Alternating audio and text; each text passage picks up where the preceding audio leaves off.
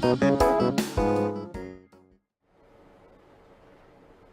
to the Water Minds podcast. I'm Ashley and I'm here today with Robert Hutchin, and we are going to be doing our first networking segment about redundancy protocols. So today we're going to talk about Resilient Ethernet Protocol, which is also called REP, and we are going to learn how to configure that onto an Allen Bradley switch. So thank you for being here today. Yep, glad to be here. Yeah, so we're using Allen Bradley 8300 and Allen Bradley 8000. So the difference between these, this is a layer 3 switch, and the 8000 is a layer 2 switch. So the REP protocol is something that really just requires a layer 2 switch, but it can be enabled on a layer 3 switch. So really, like you were saying, the REP, it is a redundancy protocol. So really we're just going to configure it between 2 switches, but this is something that is a ring protocol and can have an unlimited amount of nodes in the ring. Awesome. So how does this apply to what we do here at MR? Yeah, so really as the networks are getting more complicated, used to it was basically a flat network. So now we're having VLANs, and then even in these rings, we may have a larger ring at the plant and then break up smaller rings in those segments. So we won't really be configuring that today where rings are part of bigger rings, but we will do just a single ring. So that's really where this comes into play, where it can take multiple paths. I mean, so that's the whole thing about the redundancy is if you do lose one switch, that you have multiple paths to still connect to your panels or your PLCs or hardware. Awesome. So what type of applications would most benefit from using REP? Yeah, so the thing about REP is it converges really fast. So the convergence is the part of when you do lose a device, the amount of time that it's taking to recover from that.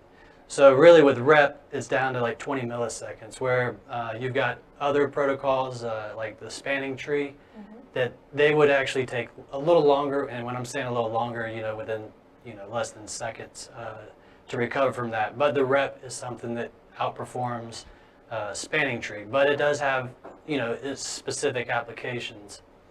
So in something like that those less than 2 seconds or speed is important. It is. So in motion and things like that, the timing of any kind of that application is where it would be most prevalent. But with the speeds and things that we're having now, a lot of customers are really wanting that type of recovery time. Right. So are there other options or other protocols that you can use for this? Yeah, so a lot of times it depends on the actual hardware that you're using. So say we are using the Allen Bradley switches here and we're using REP for this ring protocol, but if you have, say, a Hirschman switch, it has its own ring protocol, the hyper ring. So that is proprietary to that switch, and you would have to have those switches all part of that ring. You can't really mix in other vendor switches. So the Stratix is the Cisco iOS, so you could have even with the Stratix brand, it's running the Cisco iOS, so you can have that part of other Cisco switches, and it can play nice with it. It is basically a Cisco switch. It's just an industrial hardened switch for the applications that we're using. Awesome. So do you want to go ahead and, are you going to teach us how? Yeah, I'm going to jump right into going online with the 8300 first. Okay. And I'm just going to use PuTTY to connect to that. So I'm basically going through the console port. So on the front of this, I've already ran through the initial configuration that just assigns an IP to this switch, but I haven't configured any of the interfaces. So I am connecting to its serial. So we got that pulled up. All right, so I've just named this, commonly it's just gonna, if I don't name it, it's just gonna be switch. Right. Just to be able to identify it, I went ahead and named it 8300. So if you see it up there, it's 8300. So I'm going to configure ports 1 and 2 on both switches to be part of this ring. So since I just have 2 switches, we'll be able to connect these 2 together using ports 1 and 2 on both. Then I'll show you, once we configure each, I'll show you how you can actually check the topology of it and see, to basically be able to see the diagnostics of it or the details and know that it's actually operating the way it should.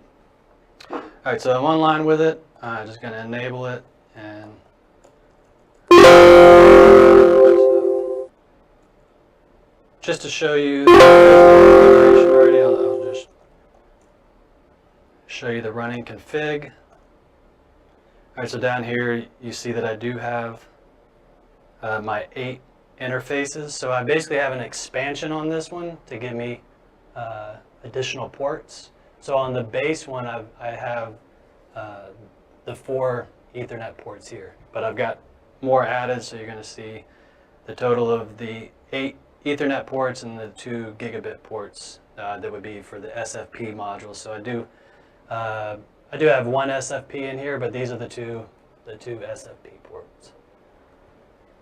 So I'm going to go ahead and go into configuration mode, and I'll need to enable the rep. So let's go to the interface, the first interface.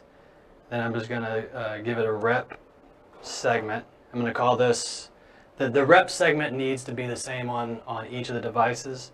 So I'm going to call this rep 1. And then also, so say I have 5 switches. One of these switches is I'm going to have to define that it's the edge. And I could draw this out in a second, but basically you're going to define 2 ports when it completes the ring as these are the edge ports of this ring. So I'll configure this switch to have the edge port, and then this one would just be a switch that's part of the ring. Okay. And in addition to the edge, I'm going to assign the first port as the primary port. So that's basically going to be the port that is not going to initially be in blocking. So what will end up happening is with these 2 being the edge ports, port 2 is going to be the secondary port or the alternate port.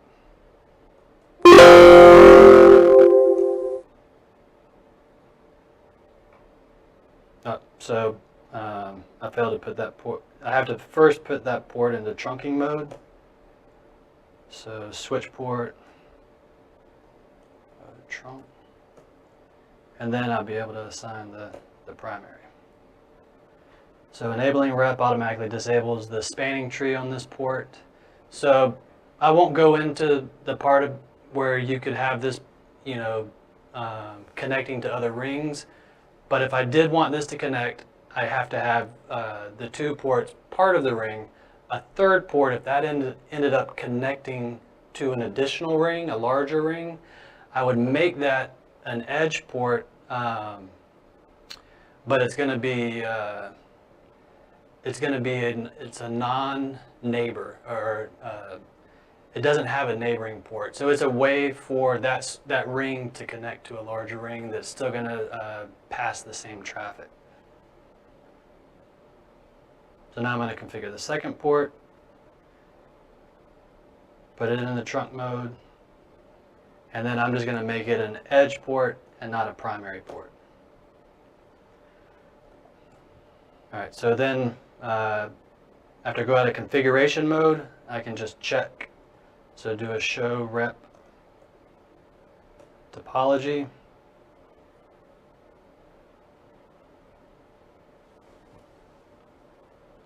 So both ports failed on segment 1. All right.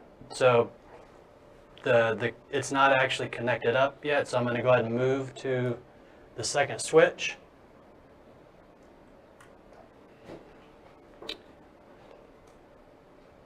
And then I've got this one, you can see labeled 8000.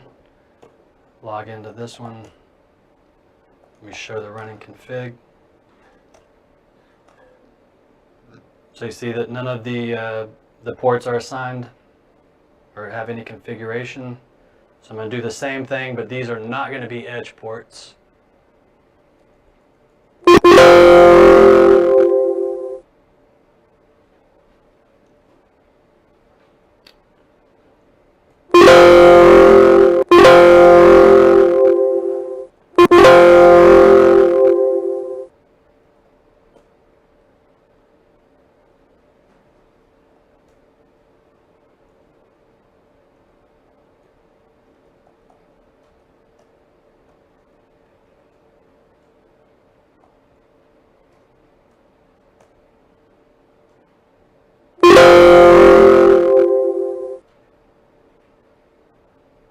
And these things can actually be configured through the web interface, but typically I find it just easier to do it through the command line. I mean, one of the benefits I think of doing it through the command line is that it's just once you've figured out the commands, it's going to be the same across the Cisco, all the different platforms.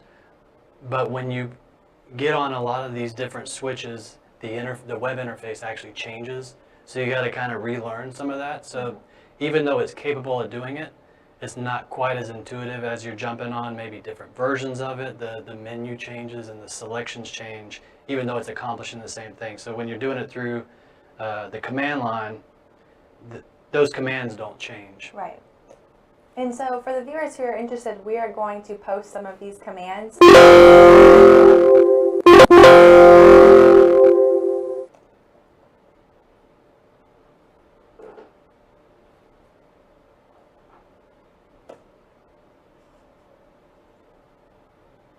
All right, so I just configured, go back, and I didn't actually add the rep to the, all right, so now that I'm on the 8000, and I've configured both ports, and I'm also going to do a show rep topology, and I should get a failure on that because I haven't actually connected the switches together. So now I'm going to go ahead and pull these. Connect the first port of each. Put it in too? Yeah, you can put that in. Oops, sorry. There we go. Yep. So this seems pretty challenging. Is there any limitations with this or any challenges you guys have faced? Yeah, I guess some of the the benefits of this is you can be very specific on how you want the network to recover. Where with spanning tree and things like that, it may be, you have to do less configuration to get it to recover. Right. But to really control how it recovers, you would have to go in and put the priority and things like that. So this, Really you're specifying the ports on exactly what are the redundancy. The drawbacks on that are it's not really plug and play. So with spanning tree, if I had multiple ports as a trunk port, and maybe that port went out and I moved that cable to another port, it's going to learn. It actually is going to learn that, where you can't do that on these switches. Mm-hmm. On a switch, 2 ports are assigned as part of the ring. If that port goes out, it is going to recover, but it's going to take you going back in there and saying, okay, port 1 maybe failed on that one. Now I'm going to have to go configure port 2 and 3 as part of the ring going out, or either replace the switch. But it's not something that you can actually, it's basically just not plug and play. But you can control it. And I guess the main benefit that I see people going to the rep is the speed. All right, so I did just a rep topology. It's going to show me right now that the 8000 is using ports 1 and 2. The 8300, the port 1 is the secondary. I actually should see all 4 ports up, and I should see 1 as the primary. So I'm going to switch back over to the first switch and do a show rep topology. Okay, there. So I guess it just took a second. I ran that config before I had time to converge on that. So right now, the 8300, which I initially configured port 1 as the primary, that is actually showing in the feed, when I ran that command. So it's primary. The 8300 port 2 is the alternate. It's secondary. So all that means is it's blocking the traffic going through that. Like we were talking about earlier, I can kind of demonstrate on the board. So I'm going to draw, I'm going to use 3 switches in this example.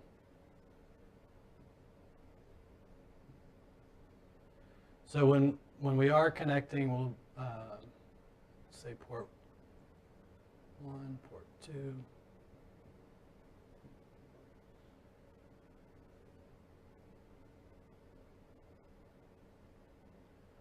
All right, so connecting this up is giving us redundancy. So if I did, lose a path, and I've got, PLCs connected in each of these panels to these switches, that now this PLC could still communicate to this one by taking this path. But even when I haven't lost a path, I can't have all of those up at the same time because it's going to create a loop. So that's where these resilient protocols and these redundancy protocols come into play, because they have to manage basically the prevention of loops. So what it's going to do in the case that we had is if this was the 8300 and this was the 8000 that we just had, and this is just an additional one that we had, port 1 was the primary. So port 2 was the alternate. So what it's going to do is put this in blocking mode. So that's actually what it was doing on that switch. So it's going to, in order to get to this one, even though this may have been the shorter path, it's not going to be able to go that way. It's going to have to go this route to prevent from loops. Now, there are the additional ones like we talked about, spanning tree, multiple spanning tree, rapid spanning tree. Some benefits in those are that it, like a multiple spanning tree, it could use both ports. So if I had 5 VLANs, I had VLANs for the HMI, VLANs for the PLC, maybe I designated just VLANs for VFDs or something like that. I can take advantage of both ports and run VLANs over this and over that. It's going to split them up, so they're running on separate VLANs. The packets, they're not going to loop back. So I could have VLAN 1 through 20 going this path, and say 21 through 30 or something like that on that, and split it up. So spanning tree, if I have multiple ones, like we were talking earlier, was if I had 100 of them, the negative part about that is that it's going to have an instance that basically manages each of those VLANs, where multiple spanning tree, it can end up creating, in this case, 2 instances to manage a whole group. So it's going to group them, as smart enough to group them, and then kind of consolidate that. A lot of times we're not using hundreds of VLANs, so just using like a rapid spanning tree, that's something for Cisco, is definitely has its benefits. It just really depends on the application that you're looking for of why you would choose to use rep.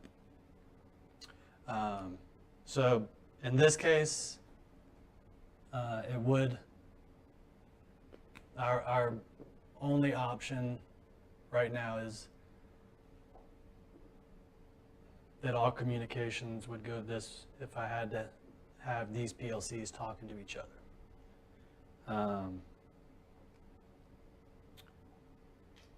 That's awesome. Yep.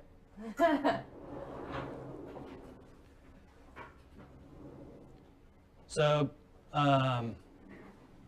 There are, I usually just use a USB serial to configure these. It's pretty quick. The initial configuration, as soon as you connect to the Stratic switch, is going to step you through. It actually says, hey, this is the initial setup.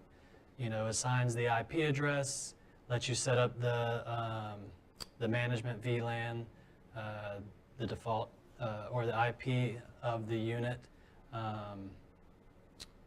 Then once you do that, you can go back through and enable Telnet, SSH, and actually connect through it through the Ethernet ports, where you're not having to use the console. The benefit of that is that I don't have to physically physically keep moving this to these switches. I could actually go online with this switch and even Telnet back out of this to go to another switch, or bypass and just be on the network and connect to multiple ones. So that's pretty much it. And if you have any questions or have any want to know more about this or any additional things, Feedback. and we'll probably do another segment of how we can connect this to a larger ring. Awesome. Well, thank you for being here today and teaching me a little bit about this, as well as our viewers. If you like this video, please like and subscribe to our YouTube channel, and also follow us on our social medias, which will be linked below. Thank you. Wait, that was not good.